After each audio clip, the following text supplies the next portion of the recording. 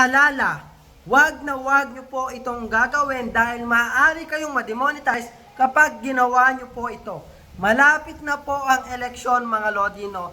Bawal na bawal po sa monetization ni Facebook ang pag-share ng mga video or ang pag-upload ng mga video na may kinalaman po sa politics. Kaya naman mga Lodi, kung kayo po ay na-invite para i-promote ang kung sino mang politiko o kaya naman mga Lodi no, mag-share ng mga post ng patungkol sa mga politics, ay huwag nyo pong gagawin dahil maaari po na yung inyo pong page or profile naman ang ma-demonetize at mahirapan po kayong maibalik ang monetization nyo mga Lodi. No? So yan po isang paalala lang, tayo po ay content creator. Hanggat maaari kung gusto nyo pong mag-share ng mga video ng patungkol dyan, gawin po natin sa ibang account na hindi po naka-turn on yung ating professional mode or hiwag po doon sa ating mga page na ginagamit po natin sa monetization dito kay Facebook.